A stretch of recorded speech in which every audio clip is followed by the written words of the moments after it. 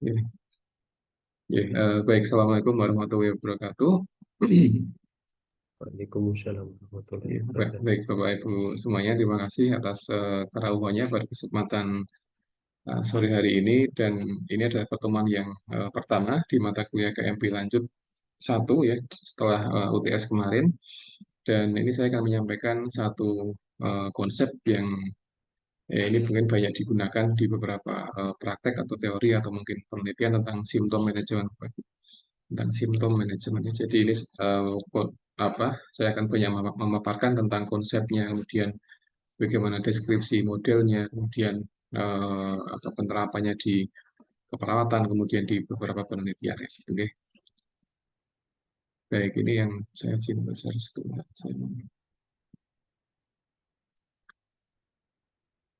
Oke, jadi ini kalau kita lihat dari historical background-nya, jadi kalau kita berbicara tentang symptom management itu sebenarnya sudah ada banyak riset ya, ada banyak penelitian, ada banyak apa model atau teori yang membahas itu. Jadi mereka ada yang mulai dari sebelum terjadinya penyakit, mereka harus memberikan satu apa pendekatan apa saja kepada pasien, ya gitu. Kemudian yang kedua, selama pasien itu dia ada di hospital, selama pasien dia dirawat itu dia juga ada sendiri teorinya.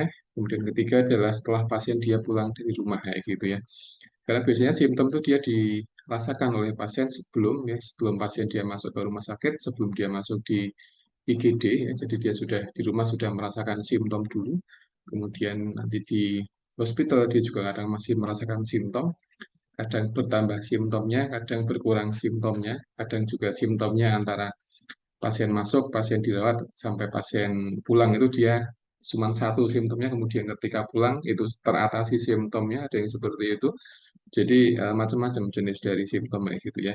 Karena juga penyakit sekarang juga jumlahnya banyak ya, kadang beda usia, beda simptomnya dan sebagainya seperti itu. Sehingga beberapa model di symptom management itu dia banyak fokusnya. Jadi ada yang fokus di sebelum pasien dia masuk di hospital. Jadi ketika dia settingnya di komunitas, settingnya dia di rumah itu sudah mulai bisa di apa namanya dievaluasi kira-kira seperti apa simptom yang dialami oleh pasiennya gitu ya.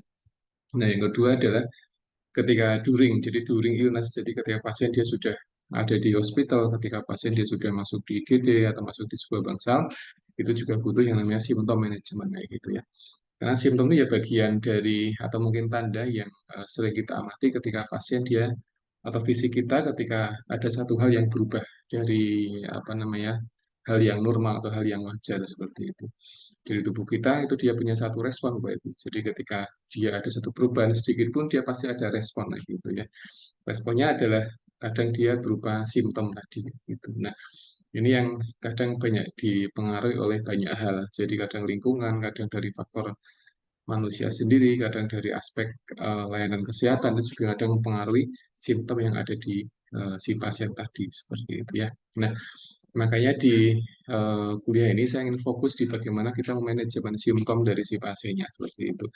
Ini secara umum, Bapak Ibu, secara umum, jadi tidak hanya fokus pada satu penyakit, tapi secara umum seperti apa, bagaimana kita mengolah ya beberapa simptom atau yang dikeluhkan oleh pasien-pasien kita yang ada di rumah sakit, di klinik, atau mungkin yang ada di puskesmas dan sebagainya seperti itu ya. Kemudian di sini apa dari aspek histori itu mereka memang banyak beberapa model yang dia fokusnya adalah curing, Bapak Ibu. Jadi curing itu dia lebih ke arah mengobati kayak gitu. Sementara kalau kita lihat dari konsep keperawatan itu lebih banyak caringnya daripada curingnya seperti itu ya.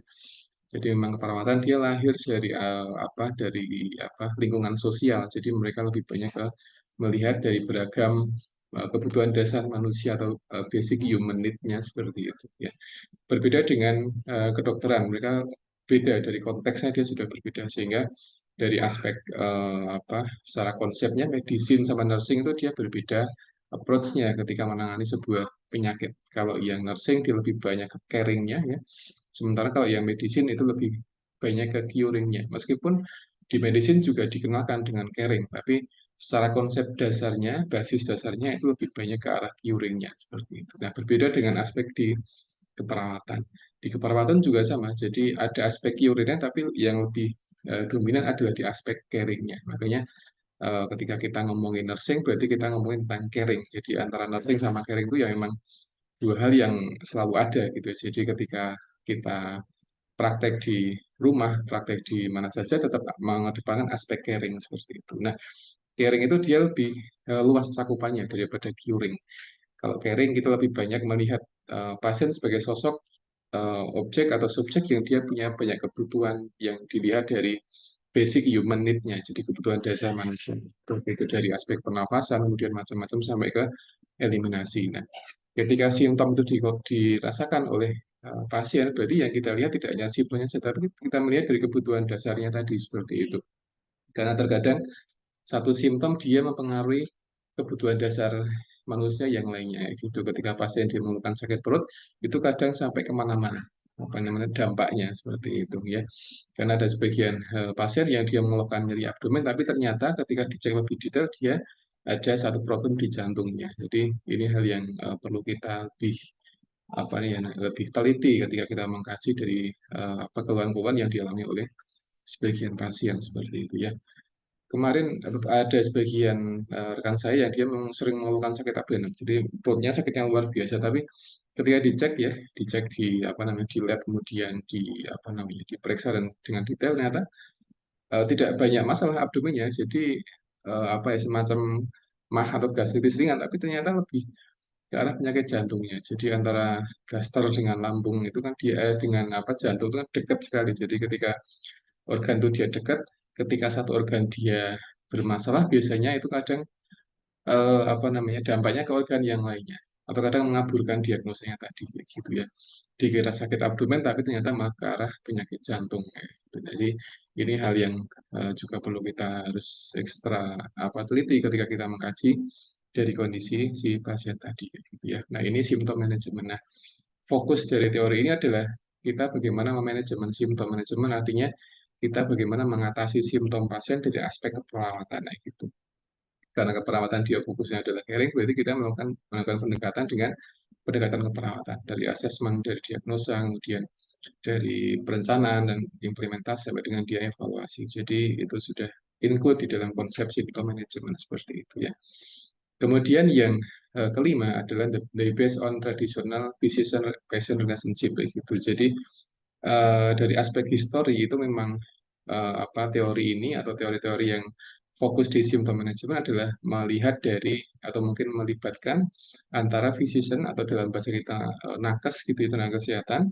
Kalau dalam terjemahan ini adalah dokter kalau kita lihat dari physician ya dari terjemahan konteksnya, tapi secara umum yang kita terapkan di saat ini adalah tenaga kesehatan gitu aja dengan patient relationship. Jadi ketika kita menangani atau mengatasi simptom pasien, berarti kita akan berinteraksi dengan pasien. Jadi artinya harus ada relationship yang benar-benar terjalin baik antara pasien dengan tenaga kesehatan. Tidak hanya itu, tapi juga dengan keluarga dari pasiennya. Karena ketika di rumah sakit itu memang antara pasien, kemudian keluarga, kemudian tenaga kesehatan dia sudah satu paket dalam sebuah apa namanya lingkungan sehingga memang harus terbentuk satu relationship yang bagus sehingga itu bisa lebih memaksimalkan manajemen simptom yang ada di apa si pasien tadi seperti itu.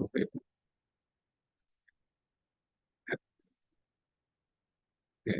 Nah, pada dasarnya teori ini atau teori symptom management itu dia apa dibuat oleh Larsen tahun 1994 Bapak Ibu. Jadi ini konsep lama tapi masih digunakan saat ini karena memang masih relevan ketika kita pakai di zaman sekarang dengan beragam kondisi klinis yang juga semakin kompleks ya sekarang ya dan sebagainya. Jadi dikembangkan di Amerika di California tahun 1994 gitu ya. Ini model yang pertama. Jadi sistem manajemen itu dia ada tiga model, Pak Ibu. Jadi model yang pertama, kedua, dan ketiga seperti itu. Nah, secara komponen realnya itu kurang lebih sama. Hanya saja ada beberapa perbedaan di aspek bagaimana implementasi dari masing-masing model seperti itu. Dan kalau saya perhatikan dari tiga model ini, yang paling mudah adalah model yang aslinya malah. Jadi model yang 94. Dan ini apa namanya lebih mudah dipahami karena ketika saya lihat frameworknya, ketika saya melihat perbedaan antara framework yang pertama, kedua, ketiga itu semakin ke sini kok semakin kompleks arah panah kemudian beberapa komponennya, sehingga kalau kita lihat dari apa kemudahan memahaminya, saya kira yang original, yang dibuat pertama kali justru lebih mudah dipahami ya gitu ya. Dan secara umum memang ini tiga komponen yang ada pada frameworknya. Jadi ada symptom experience, ada manajemen strategi, dan juga ada outcome of symptom management. Jadi ini tiga hal yang menjadi inti dari teori symptom management. Jadi tahun 94, 2001 sampai 2008 itu kurang lebih ada tiga apa namanya, tiga dimensi yang diamati atau yang disampaikan oleh si pengembang teori ini. Jadi ada symptom experience, ada manajemen strategis, kemudian ada outcome dari symptom management. Nah, gitu. Nah, intinya adalah bagaimana kita mengatasi simptom pasien dilihat dari symptom experience, apa yang dirasakan pasiennya, kemudian bagaimana manajemen atau mungkin strateginya mengatasi simptomnya, kemudian outcome-nya. Akhirnya, maksudnya adalah kira-kira simptomnya itu dia bisa hilang atau malah bertambah seperti itu. Jadi ketika pasien masuk di IGD itu kita kaji dan sebagainya. Kemudian kadang pasien menyampaikan sesuatu sehingga itu masuk dalam simptom experience pasiennya. Apakah pasien dia pernah merasakan hal yang sama sebelumnya, atau mungkin pasien belum pernah, baru pertama kali ini, itu kan dia akan berbeda simptomnya. Jadi seorang yang, mohon maaf, sering sakit dengan yang jarang sakit itu dia berbeda experience-nya seperti itu. Berbeda ketika dia ada di rumah sakit, ketika dia ada di poli, ketika ada IGD, itu dia akan berbeda respon dari apa namanya, fisik atau mungkin verbalnya. Tapi ketika seorang dia jarang sakit kemudian di IGD dengan penyakit yang belum pernah dialami sebelumnya, itu akan berbeda responnya. Jadi kadang stresornya malah lebih tinggi ketika pasien dia apa namanya, belum pernah sakit sebelumnya dengan sakit yang sekarang dialami seperti itu. Berbeda dengan orang yang sudah terbiasa, itu dia akan bisa adaptasi, karena ketika seorang dia sudah mungkin beberapa kali di hospital dengan kondisi yang sama, berarti dia sudah bisa adaptasi, yang di sebagian kondisi dia bisa adaptasi. Meskipun adaptasinya masih belum begitu maksimal karena dia sering bolak-balik ke rumah sakit seperti itu. Jadi ada sebagian pasien yang memang terlalu sering ke rumah sakit dengan kondisi yang sama. Jadi ketika dia sudah tidak di rumah sakit, pulang, kemudian jarak berapa lama dia masuk lagi dengan kondisi yang sama seperti itu ya. Jadi apa ini yang kadang menjadi perhatian kita ya sebagai seorang perawat ketika menangani pasien dengan kondisi yang seperti itu. Kadang sebagian perawat juga sudah hafal ketika apa menangani pasien-pasien yang seperti itu. Jadi wah ini masuk lagi, jangan dalam jarak sekian bulan masuk lagi dan sebagainya. Jadi itu apa namanya, menjadi apa ya, perhatian ya ketika ada di IGD seperti itu. Kemudian yang kedua, manajemen strategi. Jadi bagaimana mengatasi simptom itu. Intinya itu. Jadi yang pertama, pasien datang di hospital, di rumah sakit, dia mengeluhkan sesuatu, banyak hal, banyak simptom. Kemudian yang kedua, setelah kita tahu pasien dia mengeluhkan satu kondisi, kita kemudian baru merencanakan sesuatu, bagaimana mengatasi simptom si pasien tadi. Setelah diatasi, kemudian dia dievaluasi. Nah, dia sudah masuk di outcome-nya. Apakah simptomnya dia hilang, berkurang, atau mungkin nambah, atau apa, itu juga masuk di outcome-nya. Secara simpel seperti itu, kalau simptom manajemen itu. Tapi kalau kita lihat dari framework-nya, itu memang ada banyak komponen yang harus kita amati ketika kita melihat dari simptom experience itu apa saja, kemudian manajemen apa saja, dan sebagainya. Ya, jadi model yang disampaikan oleh Larson kemudian direvisi oleh Dot, kemudian direvisi oleh Habermas, itu dia kurang lebih intinya seperti itu. Ya, jadi hanya saja mereka melihat dari beberapa apa, perspektif sehingga ada revisi dan ada revisi. Jadi dua kali revisi. Jadi 94 muncul pertama, kemudian 2001 direvisi, ya, jarak yang cukup panjang, kemudian tahun 2008 dia direvisi lagi dan sebagainya. Jadi dulu awalnya simptom manajemen model, cuman 2008 dirubah menjadi simptom manajemen teori. Jadi ternyata ada perubahan antara model dengan teori. Gitu ya. Nah, terkadang ada beberapa perbedaan definisi Bapak Ibu ketika kita membaca model dengan teori. Kalau model biasanya dia bentuk satu konsep yang memang itu lebih banyak ke arah praktisnya, ke arah apa namanya, tindakan-tindakan praktis yang ada di sebuah klinis ya gitu ya. Tapi ketika teori biasanya dia lebih abstrak biasanya. Jadi ketika kita membaca beberapa teori keperawatan itu biasanya dia ada level abstraknya ya. Misalkan kita melihat teori-teori yang paling atas, misalkan teori-teori yang apa namanya, grand teori, kemudian macam-macam itu dia lebih abstrak kayak gitu.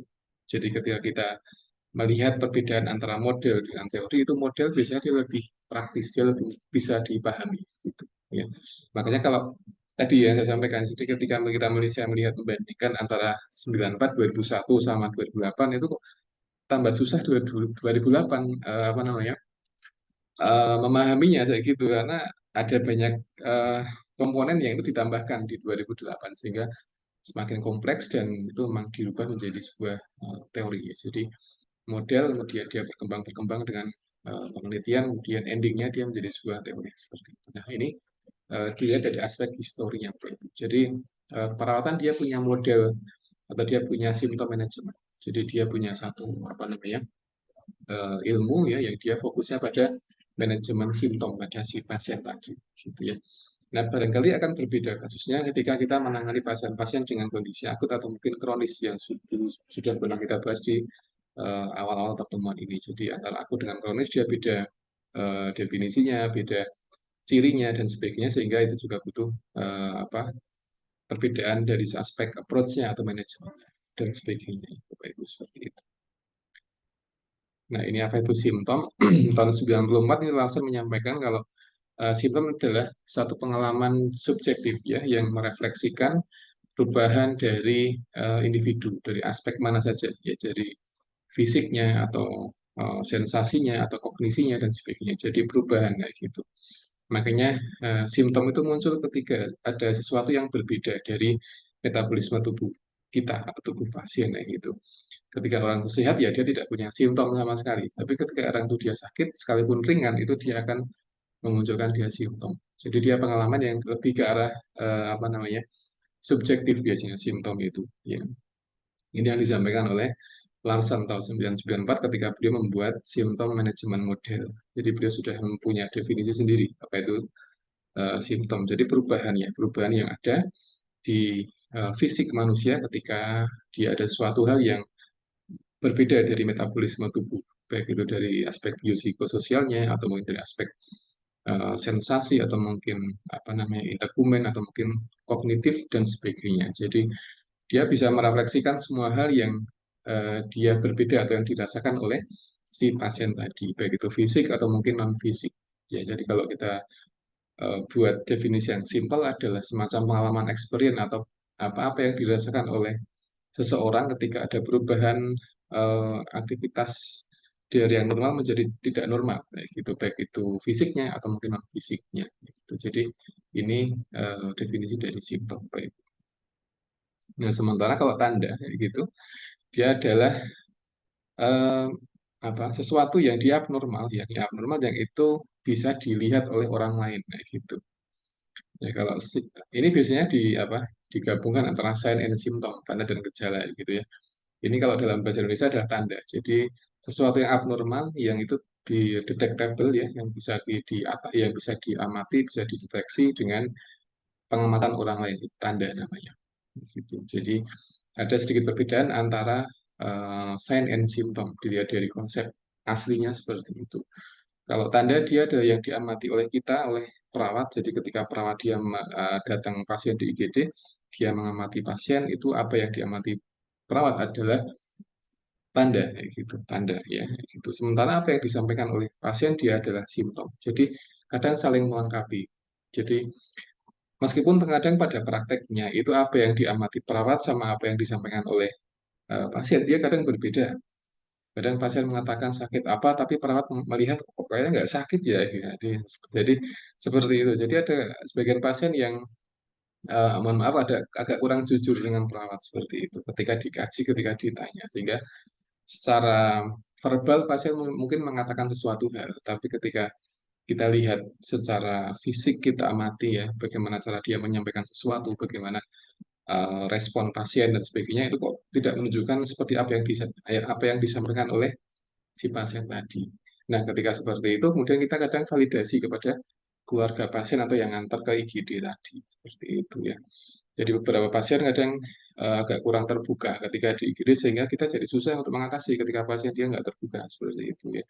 Jadi di tempat di Magelang juga banyak ada beberapa pasien yang dia kadang kurang jujur, kadang kurang terbuka sehingga ketika dia nggak jujur ya agak susah kita memberikan satu manajemen simptom ya. Sementara pasien dia juga butuh apa namanya butuh satu terapi atau mungkin pengobatan dan sebagainya. Jadi ini perbedaan antara sign and symptom. Jadi sign adalah apa yang kita lihat kayak gitu, simptom adalah apa yang pasien sampaikan, apa yang pasien rasakan atau experience kayak gitu ya. Itu definisi dari Larson tahun 1994. Jadi sudah cukup lama definisi ini ya. Jadi ini masih bisa kita gunakan Bapak Ibu. Jadi kalau Bapak Ibu semuanya menyusun tesis kemudian menggunakan teori itu tidak ada batasan tahunnya. Jadi tidak ada batasan harus 5 tahun terakhir atau 3 tahun terakhir itu tidak ketika menggunakan teori ya. Nah, jadi sah-sah saja kita pakai teori dengan teori yang mungkin 1970 sekian itu juga boleh, tidak masalah ketika teorinya dia tidak berubah sampai sekarang kayak gitu. Ya.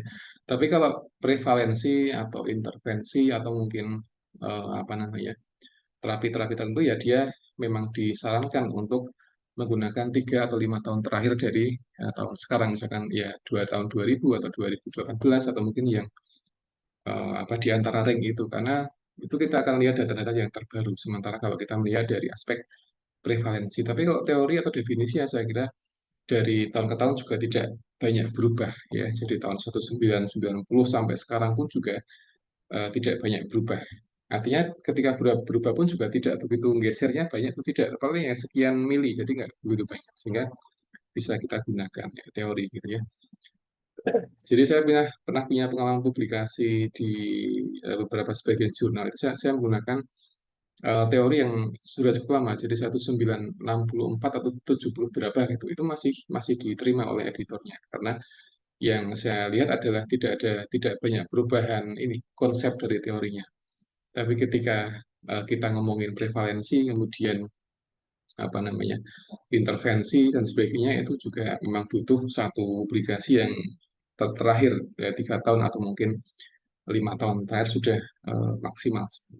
Tapi itu bukan sebuah kewajiban, wajib harusnya tidak. Tapi itu ada satu hal yang sedikit diharuskan, tapi tidak sampai level yang wajib Bapak Ibu semuanya. Karena kita mencari prevalensi yang terbaru pun juga kadang juga bukan hal yang mudah ya gitu. Jadi kita melihat prevalensi orang hipertensi jam sekarang tahun 2000, bulan November pun juga barangkali belum ada seperti itu. Sehingga kita pakai data-data yang mungkin beberapa tahun yang lalu itu yang masih diterima oleh sebagian editor di sebuah jurnal. Ya gitu Pak Ibu semuanya ya. Jadi kalau kita ingin apa menulis satu paper atau artikel kemudian kita menggunakan teori itu boleh tidak ada batasan tahun berapa. Kalau mungkin ada teori yang dia munculnya tahun 1500 sekian kalau ada dan tidak berubah sampai sekarang, itu juga boleh dipakai sah-sah saja. Tidak ada batasan yang khusus karena dia tidak berubah sama sekali ya, gitu ya. Nah, tapi ketika tadi ya kita ngomongin preferensi ya harus yang terbaru kayak gitu ya. Karena biar dia lebih update gitu Pak Ibu semuanya ya, lebih update. Baik, ini kalau apa kita ngomongin symptom management ya, jadi di sini ada beberapa poin-poin yang sudah saya singgung sebelumnya. Jadi pada dasarnya ini adalah mengatasi atau memberikan satu perhatian penuh atau bring problem to attention on patient and healthcare provider. Jadi ketika ada tanda dan gejala berarti itu merupakan satu permasalahan yang memang butuh diperhatikan oleh pasien dan juga tenaga kesehatan. Jadi tidak hanya nakes saja tapi juga butuh dari keluarga pasien juga butuh perhatian kayak gitu ya. Jadi karena sebagian keluarga pasien dia juga tidak mau tahu dengan apa yang dirasakan oleh pasiennya atau keluarganya, sehingga kita butuh memberikan edukasi, memberikan satu pengertian kepada keluarga pasien dan juga keluarganya, kayak gitu Bapak Ibu semuanya. Kemudian yang kedua adalah they provide basic parameter of medical diagnosis. Jadi simptom itu merupakan satu apa namanya data yang bisa kita gunakan untuk menegakkan diagnosa medis penyakit apa seperti itu. Jadi penyakit itu dia terdiri dari beberapa simptom. Jadi penyakit tertentu dia ada tanda gejalanya. Biasanya itu sudah ada konsepnya sendiri ya. Dari penyakit yang dia sifatnya neurologi sampai penyakit yang ada di motorik itu semuanya dia ada tanda gejala. Sehingga kalau kita bisa memahami simptom manajemen ini, saya yakin perawat akan lebih mudah menegakkan diagnosa medis dari aspek perawat, bukan dari aspek kedokteran gitu. Oh, misalkan kita melihat pasien dengan kondisi A, B, C, D, oh kemungkinan dia pasien kondisi, kemungkinan diagnosa medisnya adalah ini seperti itu. Ya, jadi ini yang apa namanya, yang bisa kita lakukan ketika kita bisa melihat simptom yang dirasakan oleh pasien, kemudian kita bisa memberikan satu prediksi kemungkinan pasien dia sakitnya, diagnosa medisnya adalah ini, seperti itu. Ya. Nah, seperti itu. Jadi memang butuh ketelitian dalam melihat simptom pasiennya, karena simptom pasien dia juga datang dari aspek fisik pasien dan juga dari aspek non fisik pasiennya ya. Karena kalau fisik sakit biasanya juga ngaruhnya di aspek apa kesehatan kejiwaan dari pasien atau mungkin sebaliknya, sehingga kita bisa mengkaji dua hal ini gitu ya. Kemudian yang ketiga adalah in this model focus on symptom because the subjective experience generally you cause the most distress. Jadi model symptom management ini rata-rata dia fokusnya untuk mengatasi tadi apa namanya permasalahan atau simptom yang dialami oleh pasien karena simptom tadi itu dia memicu distress. Ya, jadi gitu. Jadi memicu distress yang ada di hospital atau ketika pasien dirawat. Gitu. Jadi ketika simptomnya dia semakin banyak, itu kadang pasien dia sebagian pasien itu dia kadang tidak bisa manajemen stresornya sehingga malah dia intensitas simptomnya menjadi semakin bertambah seperti itu. Ya. Tapi sebagian pasien simptomnya dia banyak karena dia sudah punya coping dan barangkali dia sudah terbiasa seperti itu dan dia juga nggak begitu stres, jadi dianggap enteng, dianggap biasa aja karena dia mungkin sudah pernah mengalami hal yang sama sebelumnya, sehingga dia tidak begitu kaget ketika dia sakit dan ada gejala yang seperti karena mungkin dia sudah punya pengalaman bagaimana mengatasinya ya.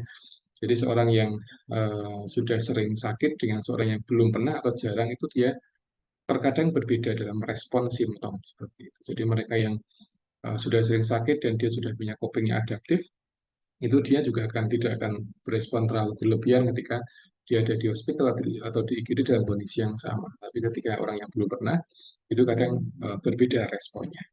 Ketika berbeda responnya, kadang dia sampai ke arah stres, jadi dia kepikiran dan sebagainya. Jadi kepikiran kemudian apa namanya memicu simptom yang baru atau mungkin dia bisa menimbulkan atau meningkatkan intensitas dari simptom yang pasien rasakan. Gitu, bagusnya. Dan saya kemarin membaca satu artikel yang menyampaikan bahwa PTSD atau post atau ya stress PTSD itu dia memicu ini Bapak, memicu aterosklerosis gitu. Dalam sebagian riset seperti itu. Jadi orang yang stres itu dia ternyata malah bisa membuat ini apa namanya aterosklerosis. Jadi bukan dari aspek makanan tapi dari aspek stresornya gitu ya. Nah ini yang apa namanya yang masih digali oleh para peneliti. Jadi ternyata apa penempelan lemak di dinding pembuluh darah itu bukan karena dari aspek makanan saja, tapi bisa dari aspek stresor yang kronis seperti itu. Stresor yang kronis ya gitu. Makanya seorang yang dia stres kemudian dia tidak ada satu coping yang bagus, biasanya dia akan larinya ke kehidupan yang kurang sehat, sehingga dia akan apa namanya mengkonsumsi sesuatu atau beraktivitas sehingga dia tidak bisa memberikan satu efek yang bagus terhadap fisiologi di pembuluh darah seperti itu. Makanya antara apa aspek kesehatan non fisik sama fisik itu kadang punya satu korelasi yang sangat kuat sehingga kalau kita mengaji fisik pasien ya harapannya bisa mengkaji aspek dari non fisik pasiennya Bapak semuanya ya. Nah kemudian ini yang terakhir sudah saya sampaikan jadi ada tiga dimensi untuk simptom manajemen, ada simptom experience, ada simptom manajemen strategi dan ada simptom outcome-nya. Jadi apa yang pasien rasakan, kita manajemen, kemudian kita evaluasi di bagian outcome-nya. Kira-kira hilang atau tidak, berkurang atau tidak, atau mungkin tidak ada perubahan. Jadi itu yang harus kita lihat ketika pasien dia ada di bangsal. Jadi sebelum pasien pulang ya kita mengamati pasien apakah dia simptomnya dia berkurang atau dia sudah mending atau mungkin hilang itu juga harus kita amati gitu ya. Jadi jangan sampai pasien dalam kondisi pulang ke rumah dalam kondisi simptomnya masih atau mungkin tidak berkurang sama sekali gitu ya. Dan nanti biasanya akan komplain pasiennya kalau pulang kok tidak ada perubahan. Jadi antara ketika masuk IGD sama dia pulang kok nggak ada perubahan ya itu kan juga apa namanya menjadi apa protes kadang pasien dan keluarga seperti itu ya. Kadang merasa sudah bayar tapi kok tidak dikasih sesuatu yang bisa mengatasi simptom pasien kadang jadi permasalahan, kadang jadi ramai di bangsa. Ya. Nah ini model yang asli yang belum ada tambahan macam-macam. Jadi ini simptom experience gitu ya. Jadi simptom experience itu dia ada tiga komponen, ada persepsi dari simptom, kemudian evaluasi simptom, kemudian ada respon to simptom. Kayak gitu. Jadi pasien mudahnya seperti ini. Jadi ketika pasien itu dia sakit, itu dia akan memunculkan beberapa hal. Di antaranya ada persepsi terhadap simptom itu sendiri. Jadi ketika dia sakit kepala, pusing misalkan, itu dia akan mempersepsikan macam-macam gitu. Pusingnya karena apa, dan sebagainya. Gitu ya. Kemudian kadang dia jadi evaluasi, ini pusingnya dulu pas apa. Jadi kadang pasien punya persepsi-persepsi yang apa namanya sudah terlalu jauh dengan apa yang pasien rasakan gitu ya. Nah, kemudian yang ketiga adalah pasien dia punya respon ketika dia merasakan simptom itu. Ketika dia pusing, dia kadang punya persepsi apa macam-macam. Kemudian yang kedua, kadang dia jadi introspeksi dengan simptomnya. Dia kira-kira muncul ketika dalam keadaan apa atau ketika dalam kondisi yang seperti apa. Kemudian akhirnya pasien dia punya respon seperti itu. Nah, responnya yang paling mudah adalah kadang pasien dia mengkonsumsi obat-obatan yang sudah biasa dia konsumsi. Atau mungkin dia dengan aktivitas fisik sehari-hari dan sebagainya. Jadi ini adalah komponen dari simptom experience. Jadi ada tiga hal, ada persepsi dari simptom, kemudian evaluasi, kemudian yang ketiga adalah dari respon pasien terhadap simptom seperti itu. Ya, jadi ya kita pun kadang juga sama ketika kita melakukan suatu hal yang nggak beres, ada yang sakit atau apa, ya kadang kadang kita punya persepsi, kita punya satu apa namanya satu evaluasi kira-kira kenapa sih kok pusing, kenapa sakit dan sebagainya. Kadang ada seperti itu, kemudian kita punya respon gitu ya. Dan sebagian pasien responnya dia tidak mengambil obat atau apa, jadi dia cukup istirahat kemudian nanti simptomnya dia hilang dan sebagainya gitu ya. Misalkan sebagian apa seorang yang melakukan sakit kepala atau pusing kadang hilang dengan istirahat, tidak perlu dengan diberikan obat-obatan yang dia sifatnya adalah analgesik dan sebagainya. Jadi pusing kadang barangkali tidurnya kurang lama dan sebagainya. Itu kadang apa cukup dengan istirahat kemudian ketika bangun kemudian dia bisa segar lagi. Jadi seperti itu. Ya. Jadi apa ini melihat dari apa berat ringannya simptomnya tadi. Ketika simptomnya dia semakin berat atau mungkin sesak nafas, kemudian di rumah tidak ada oksigen atau mungkin yang lainnya, ya dia mau nggak mau memang harus ke hospital untuk dapat satu treatment yang sesuai untuk mengatasi simptomnya seperti itu. Jadi experience itu ditentukan dari pasien apakah dia pernah mengalami hal yang sama sebelumnya.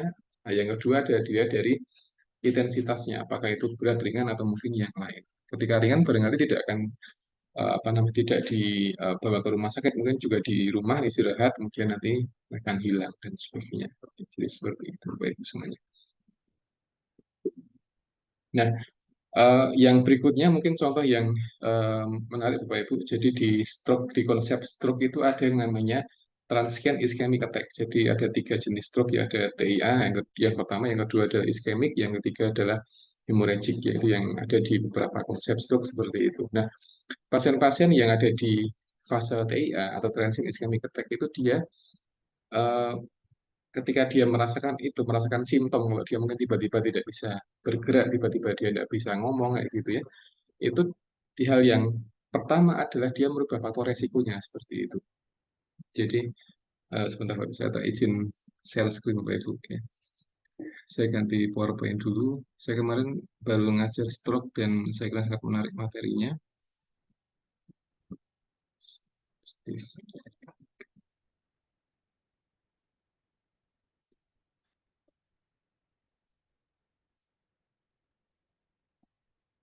Baik, semoga sudah terlihat Bapak Ibu.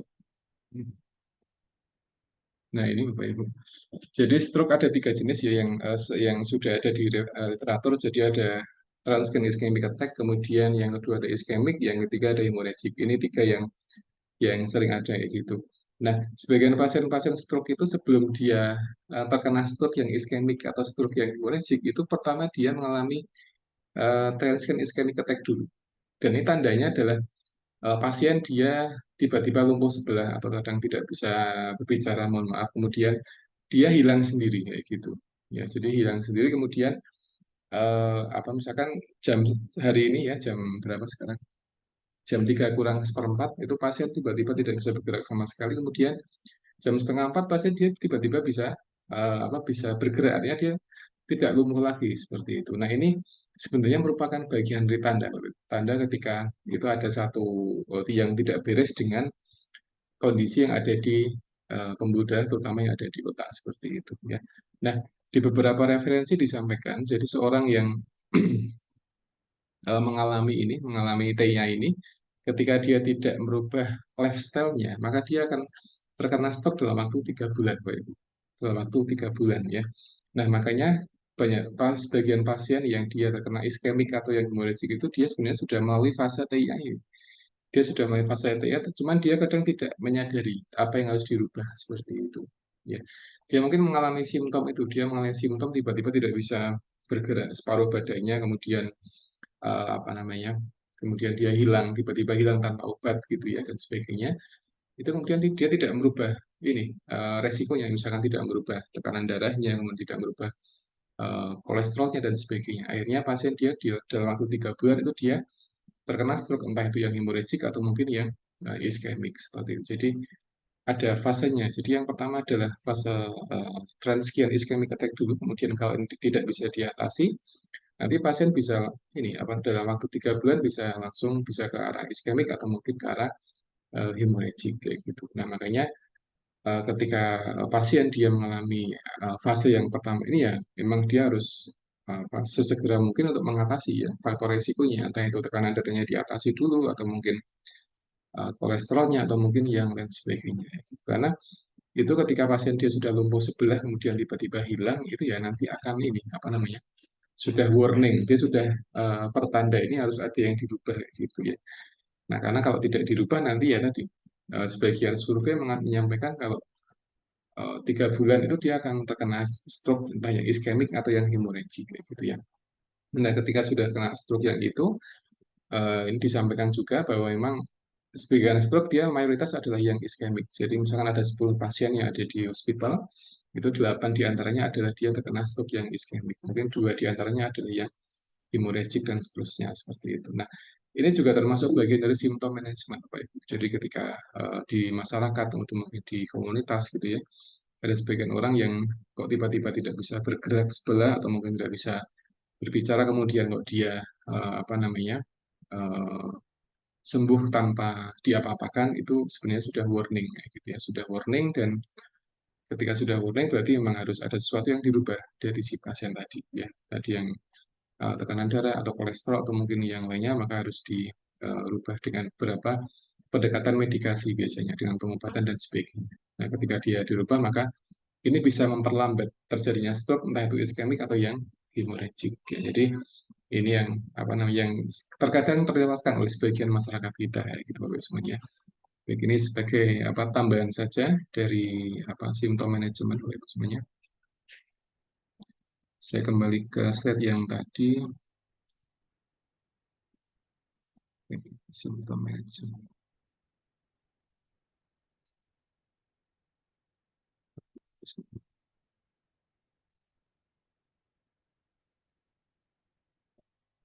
Oke, persepsi Bapak Ibu. Jadi ini sudah, saya skip saja. Baik, ini yang berikutnya juga tidak kalah menarik Bapak Ibu. Oke. Nah, jadi eh, stroke incident mungkin ini satu hal yang mungkin kurang ya, kurang apa atau yang mungkin yang jarang kita dengar. Jadi stroke ternyata juga bisa mengenai pada anak-anak. Nah, di sebagian studi disampaikan kalau dia 13 kasus per 100.000 anak-anak di bawah 18 tahun seperti itu. Jadi mereka sudah terkena stroke di sebagian survei tahun 2022.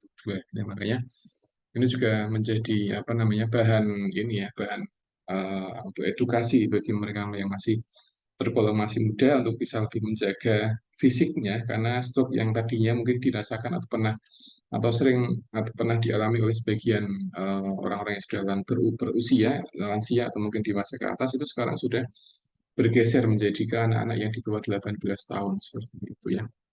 Dan di paper ini juga disampaikan faktornya apa saja yang bisa memicu pediatric stroke kayak gitu. Jadi ada yang melihat dari aspek ketika kesehatan ibunya, kemudian kesehatan dari janinnya dan sebagainya. Jadi ada banyak sekali penyebab yang bisa memicu stroke pada anak di usia di bawah 18 tahun seperti itu ya. Nah, di sebagai referensi ketika seorang anak itu dia terkena stroke kemudian dia sembuh atau survivor gitu, maka dia kadang ini mengalami disable atau ada sebagian apa namanya gangguan perkembangan dan gangguan pertumbuhan di sebagian apa referensi mengatakan seperti itu. Jadi ketika anak di bawah yang dia kena stroke gitu, kemudian dia sembuh atau survivor atau survive gitu, dia nanti akan ada gangguan atau hambatan di masa-masa berikutnya gitu. Sehingga ini jadi problem bagi sebagian anak gitu ya. Jadi ini yang apa yang ada di sebagian referensi. Jadi kasusnya juga cukup lumayan ya, meskipun tidak sebanyak orang dewasa, tapi ini cukup menjadi perhatian kita eh, untuk memperhatikan ya kesehatan anak-anak sekarang yang harus ekstra diperhatikan semuanya. Nah, yang berikutnya adalah variabel apa aja variabel yang mempengaruhi persepsi terhadap simptom. Jadi ada banyak sekali Bapak Ibu. Ada personal variabel dari aspek personal dari si pasiennya, kemudian kedua ada lingkungan, yang ketiga adalah dari aspek kesehatan atau penyakit yang dialami oleh si pasien tadi. Jadi apa persepsi orang terhadap satu penyakit ternyata banyak faktor yang mempengaruhi. Jadi bisa dari aspek personalnya, kemudian lingkungan, kemudian dari aspek kesehatan dan juga apa yang dirasakan oleh si pasien tadi. Itu semuanya. Nah, untuk yang personal variabel ini juga ada beberapa hal. Yang pertama demografi, ya, ada usia, kemudian jenis kelamin, ada ethnicity, ada status pernikahan, kemudian ada status finansial dan sebagainya. Jadi ada banyak faktor ya. Kemudian ada faktor psikologi, ada faktor sosiologi, dan ada faktor yang sifatnya dia fisiologi atau fisiknya seperti itu. Jadi ini yang sudah diteliti ternyata persepsi persepsi pasien terkait simptom itu juga banyak faktornya. Jadi ketika pasien dia dapat informasi-informasi yang kurang pas terkait simptomnya, ya dia akan mempersepsikan seperti itu kayak gitu. Tapi ketika pasien dia dapat informasi yang tepat terkait simptomnya, maka dia akan bisa lebih adaptif ketika merasakan simptom tertentu atau yang dirasakan oleh si pasien tadi. Jadi ini faktor yang lebih ke arah personal. Nah, ini ada juga satu riset yang saya kira sangat menarik Bapak Ibu. Jadi ada korelasi antara apa namanya langkah per hari dengan angka kematian atau penyakit kardiovaskuler ya gitu. Nah, dulu dipahami oleh sebagian orang kalau dalam satu hari itu wajib mempunyai langkah 10.000 langkah ya gitu ya.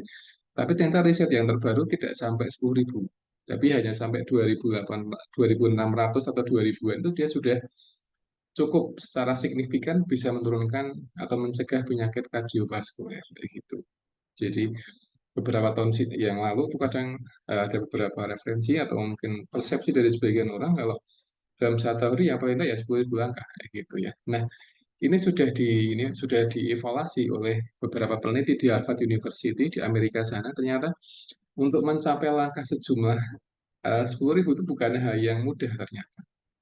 Jadi banyak orang yang dia tidak sampai langkah ke 10.000 langkah per hari itu karena memang bukan hal yang mudah mencapai langkah itu. Jadi seorang harus berjalan jauh dan sebagainya gitu ya.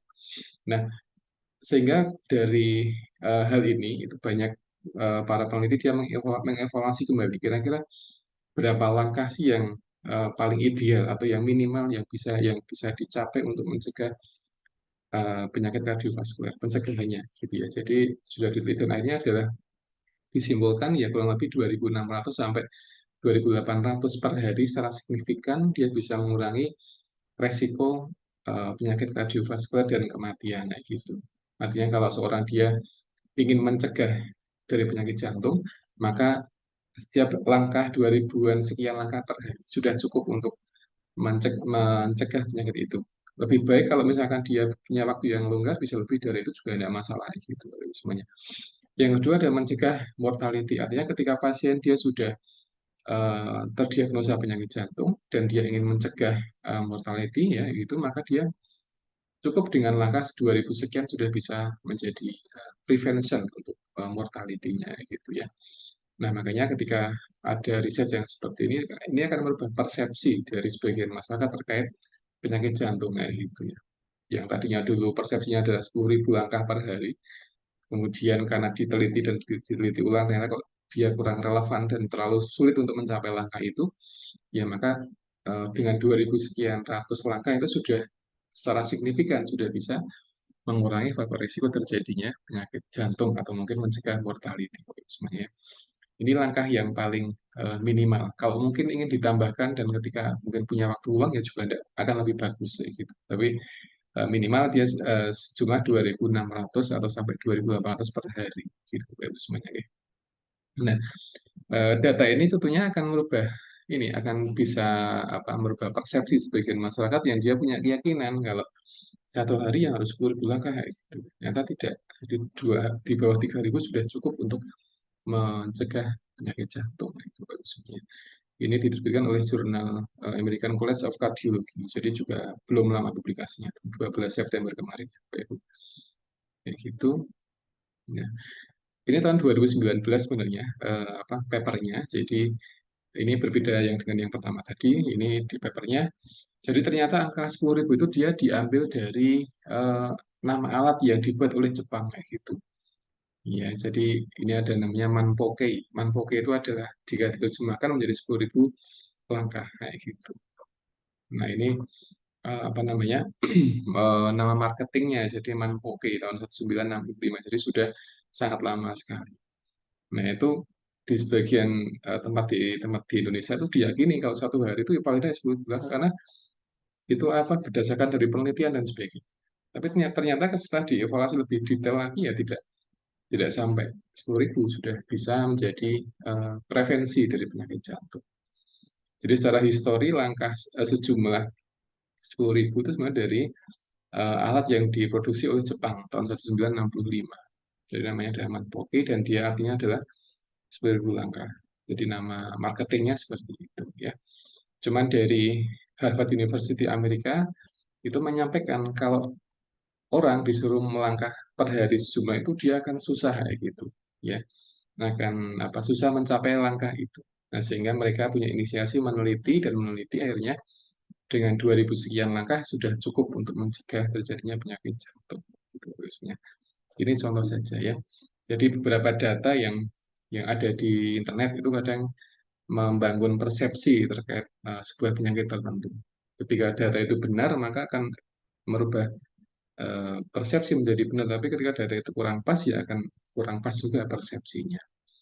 Ya, makanya dengan beberapa paparan ilmiah, publikasi jurnal itu kan akan merubah persepsi masyarakat terkait beberapa kondisi kesehatan tertentu. Gitu ya.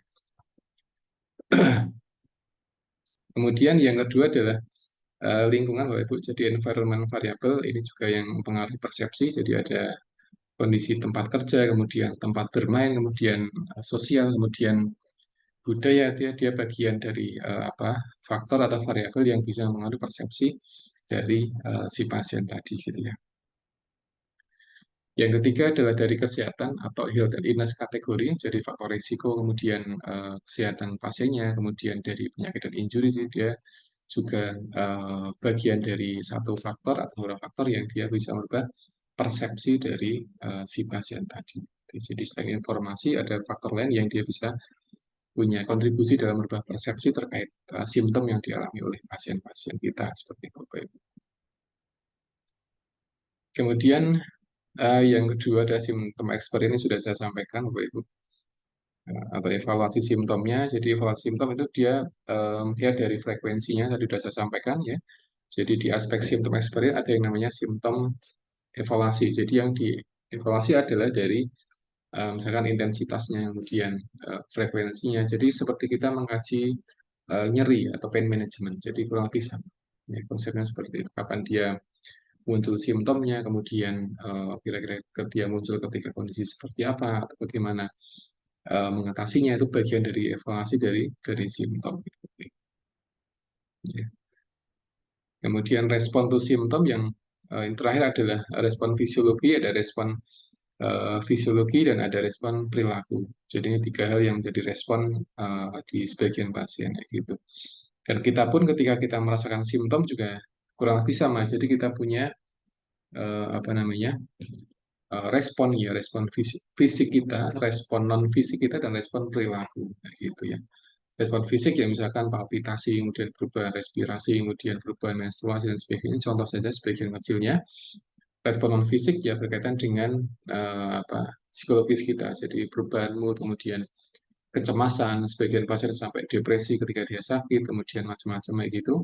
Kemudian yang ketiga ada respon perilaku. Jadi kadang menjadi tidak bergaul dengan masyarakat gitu ya. Kadang sebagian pasien-pasien diabetes yang dia diamputasi kadang mereka kurang percaya diri ketika dia sudah diamputasi dan kadang dia banyak di rumah sehingga tidak mau untuk bergaul dengan masyarakat. Tapi setelah berjalannya waktu dia dimotivasi dengan beberapa motivasi dia kadang kemudian mau untuk bergaul dengan masyarakat. Jadi ini beberapa perubahan yang sering kita amati ketika pasien mengalami simptom seperti itu dan kita pun juga kadang mengalami seperti itu ya Bapak Ibu. Jadi tiga respon ya, yang pertama fisik, non fisik dan respon perilaku itu yang ada di apa namanya teori ini. Nah, yang berikutnya ini adalah update juga Bapak Ibu. Jadi ternyata operasi sleeve gastrectomy atau pemotongan lambung itu dia punya korelasi terhadap terjadinya fraktur atau apa resiko fraktur Bapak Ibu ya. Jadi kemarin sempat menjadi trending ya operasi pemotongan lambung karena itu menjadi operasi yang atau menjadi satu jalan termudah, tersingkat untuk mengurangi berat badan seperti itu ya. Jadi ada yang memilih diet keras, diet yang luar biasa kerasnya seperti itu, tidak mau makan macam-macam ya. Ada yang memilih diet yang santai, ada yang memilih dengan memotong lambungnya atau sleeve gastrectomy gitu ya. Jadi lambung orang dewasa di sebagian referensi menyampaikan kalau dia kapasitasnya 1.500 cc, jadi 1,5 apa namanya liter gitu ya. Jadi ketika dipotong, maka tentunya dia akan berkurang kapasitas dalam menyimpan makanan seperti itu. Nah, ketika dia berkurang kapasitasnya, maka tentunya akan berkurang jumlah gizi yang masuk di gaster atau di lambung. Nah, dampaknya adalah kebutuhan gizi di tulang itu dia juga akan ikut berkurang seperti itu. Ya, itu yang disampaikan di sini kurang lebih seperti itu. Jadi, ketika porsi makannya dia berkurang, maka itu dampaknya terhadap kesehatan yang ada di tulang pun juga akan dia berbeda. Sehingga pasien dia punya risiko tinggi terjadinya fraktur itu yang ada. Makanya ketika ada pasien-pasien yang dia ingin memotong lambung ya harus diedukasi dengan detail, disampaikan efek sampingnya dan sebagainya. Ya. Jadi eh, apa namanya sebagian namanya kalau diperbanyak menyampaikan efek sampingnya daripada manfaatnya seperti itu Bapak Ibu sebenarnya. Ya karena ketika lambung dia dipotong itu nanti apa namanya akan berkurang drastis ukuran lambungnya dan dia nanti akan berkurang kebutuhan nutrisi yang sudah menjadi settingan default si pasien tadi seperti itu ya. Jadi kalau ingin diet ya diupayakan dengan diet-diet yang natural saja gitu, diet natural yang itu dengan makanan dengan olahraga yang sudah disampaikan di banyak publikasi itu kan sudah sangat efektif untuk mengatasi obesitas atau mungkin overweight seperti itu ya. Dan dulu di Jogja tahun 2011-12 itu pernah ada satu dokter bedah yang membuat satu buku Bapak Ibu tentang terapi kurma atau diet kurma. Ya gitu, diet kurma eh, beliau dokter Sagiran dari UMY ya PKU Jogja itu menyusun buku diet sehat Rasul atau apa saya lupa judulnya dan di presentasinya beliau menyampaikan kalau dulu beliau diet kurma jadi satu hari makan 14 kurma Bapak Ibu hanya makan kurma saja kurma dan air putih ya gitu yang dulu pernah saya simak di videonya presentasinya itu jadi satu hari makan kurma 14 butir selama kalau tidak salah 4 atau 5 hari jadi Senin sampai Jumat itu makan kurma 14 butir per hari ya, per hari. Tidak makan apa-apa, kemudian hanya minum air putih gitu saja. Kemudian Sabtu Minggu itu makannya bebas tapi dengan bebas yang terbatas seperti itu ya. Nah, itu sempat ditiru oleh banyak orang dan saya pun juga pernah mencoba diet itu dan apa namanya? Pernah berhasil, Pak. Jadi saya pernah turun 15 kilo dalam waktu 3 bulan kayak gitu dengan mencoba diet itu tahun 2012 saya nggak salah 2011 2012 kayak gitu. Tapi rasanya enggak. Jadi sangat pusing sekali. Jadi satu hari makan kurma 14 itu pusing sekali. Saya pernah mencoba itu. Pusing dan lapar. Jadi ketika lihat orang masa tuh pengen makan banyak. Tapi karena saya juga pertimbangan pengen dia juga saya mencoba kira-kira kayak gimana sih rasanya makan kurma kok dalam 5 hari atau 4 hari gitu ya. Tapi itu berhasil. Dalam 3 bulan bisa turun 15 kilo. Saya mencatat ya. Jadi setiap minggu saya ukur berat badan dan sebagainya. Terus 3 bulan saya hitung ada 14, 15 kiloan turun seperti itu. Tapi rasanya juga luar biasa. Jadi pusing kemudian ya lapar gitu ya karena makan kurma gitu ya. Tapi sekarang saya tidak berani coba karena terlalu banyak godaan ini ya, godaan makanan. Jadi saya kalau diet ya tidak begitu ketat sehingga harus apa namanya membatasi makan dan sebagainya tanpa konsumsi kurma. Jadi terus saya pernah mencoba itu dan memang sangat efektif Bapak Ibu semuanya. 14 butir per hari selama 4 atau 5 hari, kemudian Sabtu Minggu makan biasa tapi terbatas gitu ya. Itu terbukti betul karena dia bisa menurunkan berat badan dengan sangat-sangat signifikan. Nah, saya sudah mencoba sendiri seperti itu ya. Tahun 2012 atau 11 ya gitu. Dia pernah punya buku sehat, diet sehat ala Rasul atau apa gitu. Jadi saya pernah beli bukunya juga. Jadi saya pernah beli bukunya, saya baca itu dan beliau juga pernah presentasi langsung kayak gitu dan saya juga pernah bertemu dengan beliau dan melihat kok iya ya. Jadi memang punya efek sendiri ya gitu sebenarnya. Jadi kalau ingin diet ya memang yang terbaik memang dengan yang natural, jadi tidak merubah anatomi tubuh kita. Jadi diet yang natural, kemudian diet-diet yang sehat gitu ya. Karena operasi ini sleeve gastrectomy itu dia ada yang sifatnya memotong lambung, ada yang dia hanya menjahit lambung. Jadi tadi tidak dipotong lambungnya, cuma dijahit saja. Dijahit kemudian dia dikurangi ukurannya, dipotong. Tidak dipotong, cuma dijahit sebagiannya gitu ya. Dan bisa dilepas lagi jahitannya seperti itu. Nah, itu beberapa opsi pemotongan lambung yang ada di referensi. Jadi ada yang dipotong, ya, dihilangkan betul, kayak gitu. Ada yang dia dijahit sebagiannya seperti itu ya. Jadi dan efeknya juga tidak tidak ringan ketika dia seorang pasien dia sudah sleeve gastrectomy. Dan di antara efeknya adalah fraktur, kayak gitu. Risiko terkena fraktur karena kebutuhan dari nutrisi dari tulangnya dia berkurang dan sebagainya. Gitu. Jadi ini yang perlu kita sampaikan ke pasien. Jadi sebagian pasien dia yang ngotot ingin dipotong lambungnya itu ya harus diedukasi dengan betul sehingga dia tidak menyesal ketika dia sudah dioperasi gitu ya. Ya, baik ini intermezzo saja Bapak Ibu semuanya. Eh, yang berikutnya simptom manajemen strategi. Jadi ini yang kedua. Jadi satu simptom experience, yang kedua simptom manajemen strategi. Ini adalah proses bagaimana kita memanajemen simptom yang ada pada si pasien ini. Jadi di sini ada 4 komponen, ada pasien, ada family, ada nakes, dan ada sistem atau healthcare system gitu ya Bapak Ibu semuanya.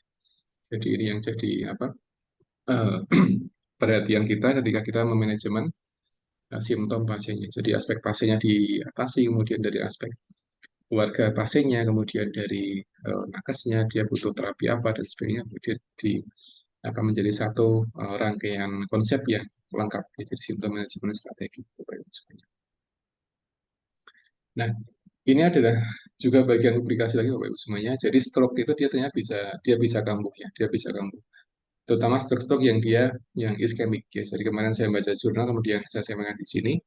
Jadi stroke itu dia bisa kambuh. Jadi sekitar 25% dari pasien stroke di Amerika itu dia kambuh lagi stroke-nya gitu ya. Ini kan juga menjadi PR bagi para pasien dan juga tenaga kesehatan dan juga semua orang untuk bisa mengedukasi pasien-pasien ya dia sudah sembuh dari stroke seperti itu karena dia bisa kambuh lagi ya.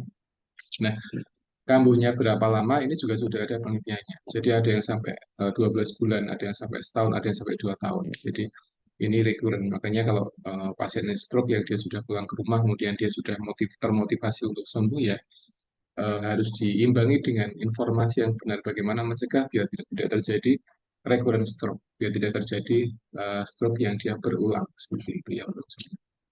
Karena di sini sudah ada datanya, sudah ada penelitiannya, jadi dia bisa kambuh di di waktu 12 bulan atau setahun untuk sampai dengan 2 tahun gitu.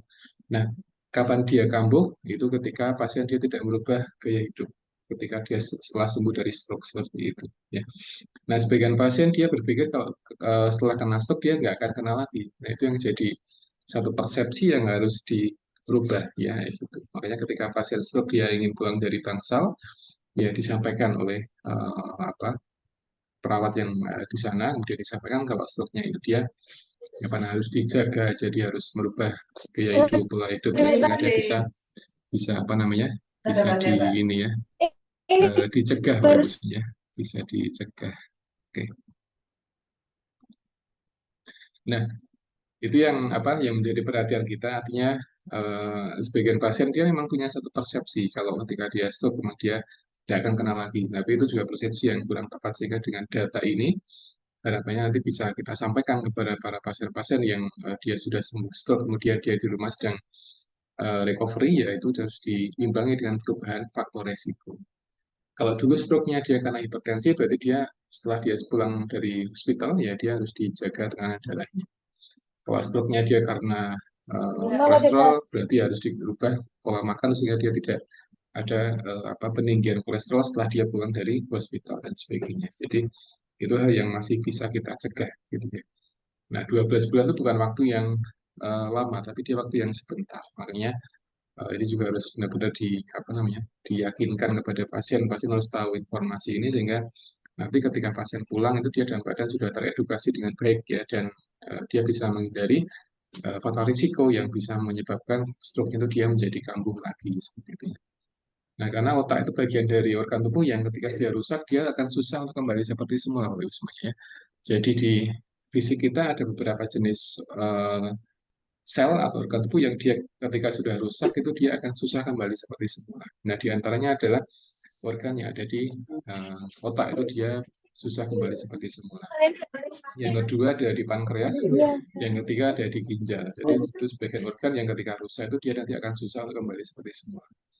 Ya, makanya ketika kita melihat pasien-pasien dengan GGK atau gagal ginjal dia kadang progresif. Jadi mungkin tahun ini dia stage 1, tahun dan sebagainya dia stage 2 dan sebagainya. Jadi dia semakin bertambah. Makanya ini yang harus kita perhatikan kepada pasien-pasien ya. Mohon maaf, Bu Anis. Ya, gitu ya. Oke, jadi ada beberapa organ yang di tubuh kita, di fisik kita, yang ketika dia itu rusak, itu dia akan susah kembali seperti semula. Di antaranya adalah otak kita, kemudian pankreas, kemudian ginjal dan sebagian organ yang lainnya. Ya, pankreas ketika itu terjadi pada pasien-pasien dengan diabetes, gitu ya. Ketika dia orang kena diabetes, pankreasnya dia rusak, kadang itu susah dikembalikan seperti semula, gitu ya. Cuman sekarang sudah ada banyak penelitian yang menggunakan stem cell buat semuanya. Jadi saya pernah membaca satu paper, jadi pasien dengan DM tipe 1 itu dia sembuh total kayak gitu. Tapi dengan cangkok sel, stem cell transplantation. Jadi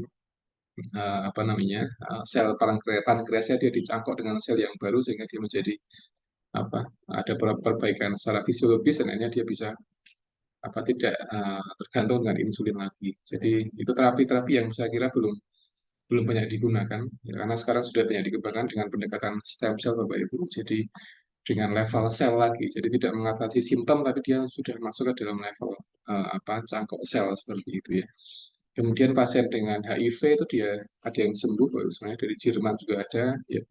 Jadi pasien penyakit-penyakit yang tadinya itu dikenal tidak bisa sembuh sekarang sudah mulai ada penelitiannya.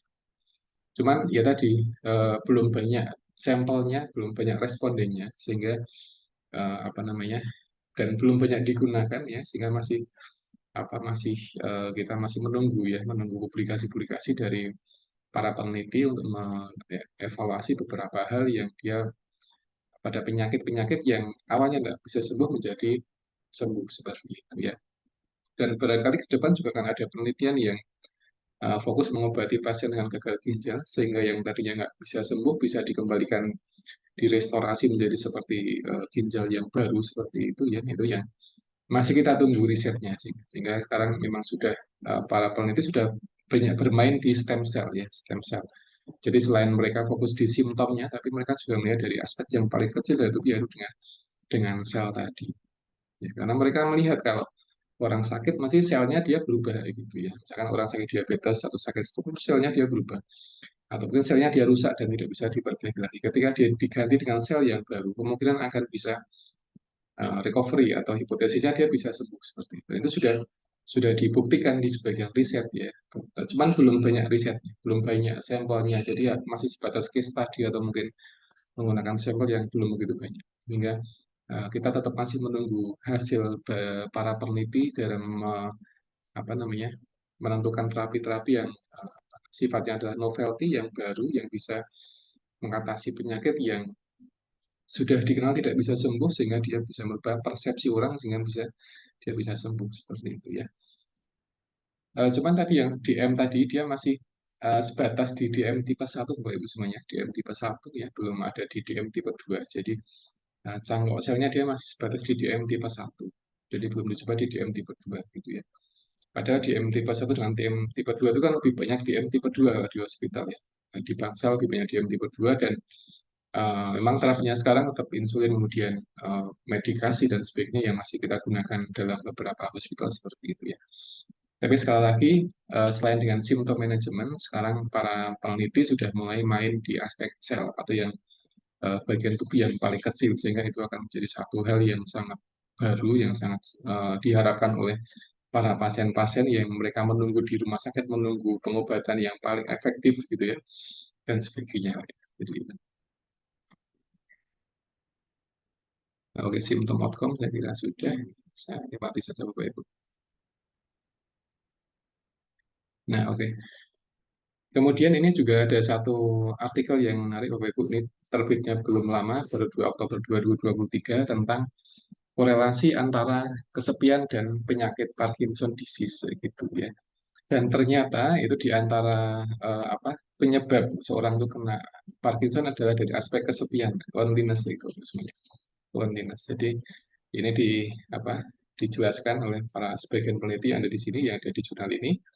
Jadi ternyata ketika seorang itu dia kesepian ya, kesepiannya tidak punya teman berbicara, kemudian dia tidak menyampaikan sesuatu, dia introvert dan sebagainya, itu dia punya faktor resiko terjadinya Parkinson disease. Nah, hipotesisnya atau mungkin kemungkinannya, jadi seseorang itu ketika dia kesepian, maka dia akan lebih cenderung gaya hidupnya menjadi kurang sehat seperti itu.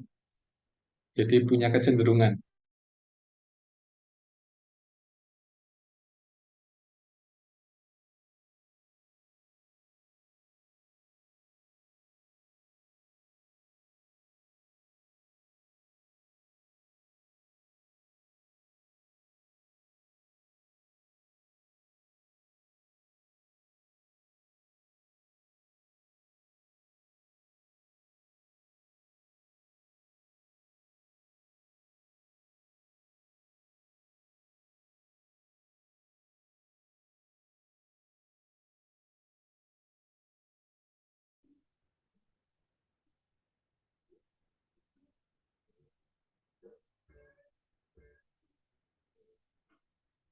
Pak Adi masih unmute Pak Adi.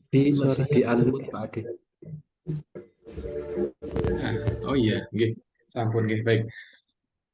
Jadi ini ya, Bapak, saya ulang lagi. Jadi ini yang hal yang baru. Jadi seorang yang kesepian itu dia punya faktor risiko terjadinya Parkinson disease ya, gitu ya. Tapi dengan riset ini jangan sampai kita juga punya kesimpulan kalau orang yang kena Parkinson, oh jangan-jangan dia kesepian di rumah juga, tidak seperti itu ya. Artinya Parkinson dia juga punya penyebab yang lain selain dari loneliness tadi. Tapi ini saya kira satu hal yang bisa kita sampaikan kepada sebagian pasien ya, karena ternyata hidup bersosial itu juga menyehatkan. Jadi hidup bersosial yang dia punya teman di rumah, dia interaksi sosialnya bagus itu juga akan menyehatkan di aspek kesehatan neurologinya atau sarafnya seperti itu. Tapi ketika seorang dia loneliness, kemudian dia tidak ada rekan yang diajak bicara atau mungkin dia kesepian, itu kan akan menjadi satu resiko sehingga terjadi dari Parkinson disease gitu ya. Nah, ini mungkin yang saya kira sangat baru yang juga belum lama dipublikasikan Oktober kemarin dan manfaatnya yang bisa kita korelasikan dengan simptom manajemen ada ternyata bersosial itu adalah hal yang menyehatkan. Gitu. Berinteraksi dengan keluarga di rumah, dengan tetangga itu kan satu hal yang menyehatkan sehingga bisa mencegah dari gangguan atau gangguan fungsi neurologis, sarafan gitu ya, semuanya. Seperti itu. Kemudian mungkin terakhir ya Bapak Ibu, ini terakhir ya. Jadi eh, riset yang baru yang sekarang juga belum publish ini masih di tahap pengambilan data. Jadi ini uji coba insulin tapi dia menggunakan inhaler, jadi semprot. Jadi kalau insulin sekarang kan banyak digunakan dengan jarum ya, dengan injeksi ke fisik anak-anak gitu. Nah ini dengan produk ini Afrezza ini dia adalah insulin yang inhaler gitu. Ini sedang diuji cobakan di pediatrik, di sampelnya adalah sampel anak-anak itu, dan belum selesai risetnya gitu, dan ini masih dalam ongoing penelitian karena saya lihat masih berprogres kalau lihat di sini di apa clinical trial ini, sehingga ini jadi satu hal yang juga baru Bapak Ibu semuanya, hal yang baru yang itu akan sedikit membuat lega oleh sebagian orang tua yang punya anak yang dia mengalami DM tipe 1 gitu ya. Nah, orang DM tipe 1 itu diantaranya adalah dengan harus injeksi insulin dengan suntik gitu. Ya, ketika seorang dia terlalu sering disuntik, maka akan sangat berisiko ya, bagi integumen, bagi infeksi, dan sebagainya. Sehingga ketika ada sediaan insulin yang dia inhaler, yang disemprot, itu tentunya akan lebih memudahkan, lebih mengurangi trauma, trauma karena jarum gitu ya, dan sebagainya gitu ya. Karena sebagian orang tua tuh ketika melihat anaknya diinjeksi insulin itu dia juga ini kasihan gitu ya, dia setiap waktu dia diinjeksi insulin dan orang tuanya dia melihat gitu ya. Orang tuanya melihat, anaknya dia merasakan, itu dia akan secara psikologis akan punya hal yang tidak nyaman seperti itu ya.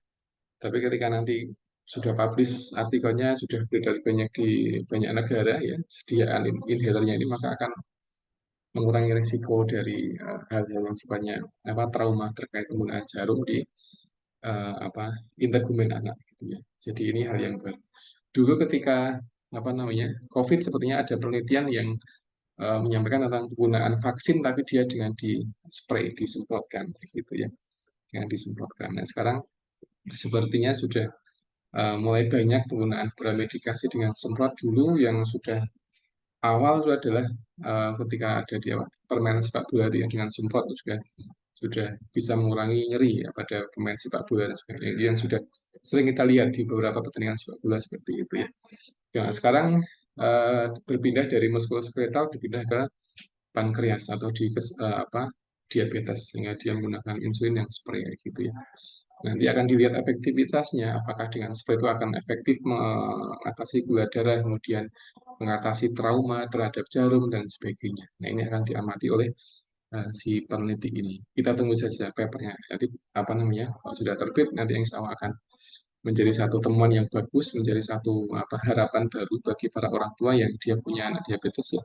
Dan tentunya harapannya juga tidak akan semakin bertambah untuk prevalensi diabetes pada anak-anak, karena juga kasihan ya, sudah anak kecil dia sudah sering injeksi insulin, tentunya akan membuat terganggu aktivitas dan juga psikologisnya dan sebagainya gitu ya. Karena anak-anak yang dia sudah terkena penyakit kronik seperti ini, maka ketika dia nanti tumbuh besar, maka akan banyak problem yang sering dirasakan, baik itu fisiknya atau mungkin perkembangan dan rasa percaya diri di hadapan teman-temannya. Makanya kita harus menyambut baik ini dengan paper ini, sehingga kalau sudah publish, sudah banyak digunakan oleh tenaga kesehatan, itu bisa mengurangi trauma ya, setidaknya dia bisa lebih ini ya, bisa maksimal dalam menterapi dari diabetes tipe 1 ini. Jadi itu bagus. Baik, saya kira ini yang terakhir Bapak Ibu. Nah, ini teori yang real, yang tadi saya sampaikan. Ini teori yang yang originalnya seperti ini.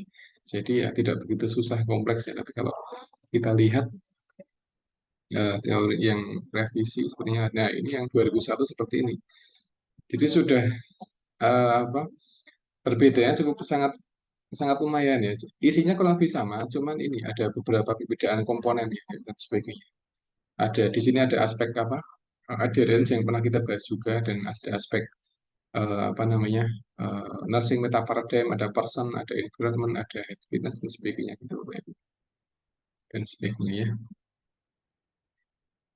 Oke, ini yang 2001, ini perbedaan di sini. Ini yang 2094, ini yang 2001, yang 2008 semoga masih ada.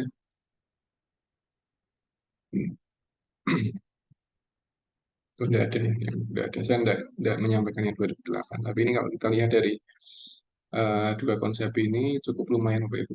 Perbedaan antara yang 94 yang 2001 ya. Jadi beda gitu ya, lebih mudah dipahami yang original. Intinya kalau lebih sama, cuman di 2001 ada beberapa perbedaan di komponen. Tapi ya secara proses dan sebagainya ya kurang lebih sama gitu ya. Baik, itu mungkin yang dapat saya sampaikan Bapak Ibu semuanya. Ini sudah mau setengah 4 kurang 5 menit. Baik, sebelum kita tutup, mungkin ada yang ingin disampaikan, pertanyaan, silakan Bapak Ibu semuanya. Dari teori yang ada ini. Oh, ini Mas Fajar ya. Bagaimana strategi perawat sebagai memberi asuhan perawatan dalam menangani simptom yang banyak agar hari rawat pasien tidak lama. Ini baik. Jawaban saya adalah ini karena terlalu general apa namanya pertanyaannya tidak spesifik ke satu penyakit, maka yang jadi poin penting adalah edukasinya, edukasi dan tentang edukasi yang pertama, yang kedua adalah update ya, update terkait simptom manajemen di penyakit tertentu gitu, Mas Fajar. Jadi bagaimana kita menangani pasien dengan simptom tertentu ya. Sekarang sudah banyak terapi-terapi yang bisa digunakan sehingga pasien-pasien dia apa namanya sudah bisa dipulangkan dalam waktu yang cukup pendek, tidak terlalu lama di hospital gitu ya. Yang kedua adalah dengan kebijakan dari hospital, kebijakan lama apa namanya lama rawat di hospital gitu ya. Jadi di sini ada butuh beberapa pendekatan. Yang pertama pendekatan dari aspek nursingnya, dari intervensinya. Kemudian kedua dari aspek edukasi perawatnya. Jadi selama pasien dia masuk di hospital, kemudian selama dirawat, kemudian sebelum pasien pulang itu memang harus edukasinya harus terus bersambung. Ketika pasien masuk dirawat dan sebelum pasien pulang dia harus bersambung edukasinya. Itu yang pertama. Yang kedua adalah dengan update ya, update tentang bagaimana manajemen simptom dalam penyakit-penyakit tertentu ya gitu. Karena ketika ada ilmu baru itu sering kita dapatkan, sering kita baca itu akan lebih memperpendek masa rawat pasiennya. Mungkin terapi-terapi yang itu bisa kita gunakan ya di pasien-pasien kita. Itu yang kedua. Yang ketiga adalah peran dari kebijakan yang ada di hospital seperti itu. Jadi dari direkturnya, kemudian bagian bidang perawatannya itu dia membuat satu kebijakan dan sebagainya. Nah, kebijakan itu tentunya melihat dari beberapa evidence base yang ada, gitu ya. Misalkan pasien-pasien dengan kondisi sakit A itu dalam evidence base kira-kira dia berapa lama sih bisa dirawat di hospital ini. Pasien-pasien yang dia dengan kondisi B, dia kira-kira berapa lama dia dirawat di hospital gitu ya. Dan tidak semua simptom itu bisa disamaratakan untuk lama rawatnya di sebuah rumah sakit. Jadi kita perlu melihat itu. Nah, kita melihatnya dari evidence base, dari artikel, dari jurnal yang pertama, yang kedua dari kondisi real yang ada di sebuah rumah sakit. Jadi kita meng-cross-check dua hal tadi.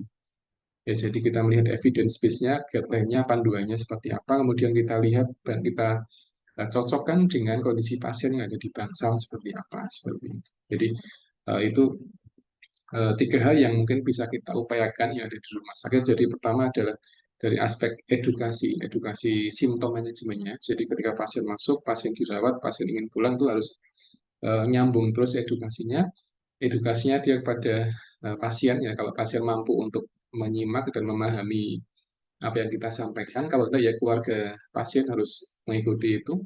Kemudian yang kedua adalah dari update ilmu tentang simptom manajemen ya, terapi-terapi baru apa, manajemen apa dan sebagainya. Yang ketiga adalah dari aspek kebijakan dari rumah sakit tadi seperti itu. Ketika tiga hal ini bisa berjalan, bisa dilakukan di sebuah hospital, tentunya nanti akan bisa mengatasi simptom pasiennya. Yang kedua adalah bisa memperpendek lama rawat yang ada di sebuah rumah sakit dan sebagainya gitu ya. Dan tentunya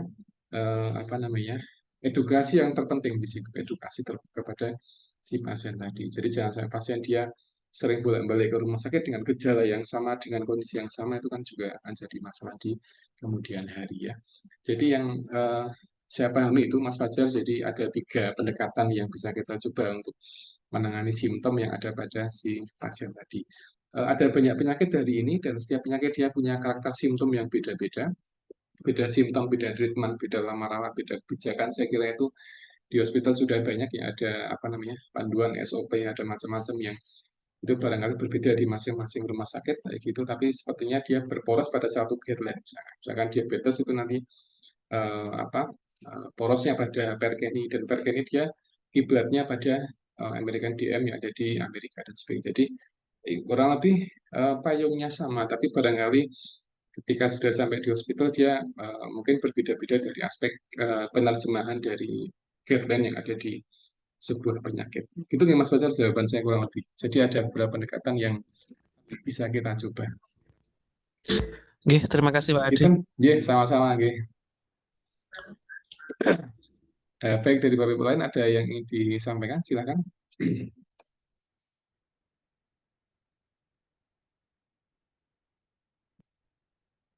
Tidak ada? Ya, baik, namanya tidak ada Bapak Ibu semuanya. Ya, baik, saya kira cukup untuk kuliah hari ini dan semoga apa yang kita pelajari bisa kita pahami terkait simptom manajemen dan ini saya yakin sudah sering kita hadapi tiap hari pasien-pasien di rumah sakit dengan beragam simptom yang kita amati ya, baik itu yang berkaitan dengan penyakit-penyakit yang ringan atau yang berat dan nanti harapannya bisa kita lebih maksimal dalam memberikan perawatan yang ada pada pasien dan keluarganya. Gitu ya. Baik, saya kira itu yang dapat saya sampaikan dan kurang lebihnya saya mohon maaf dan saya akhiri. Assalamualaikum warahmatullahi wabarakatuh. Waalaikumsalam warahmatullahi Oke. wabarakatuh.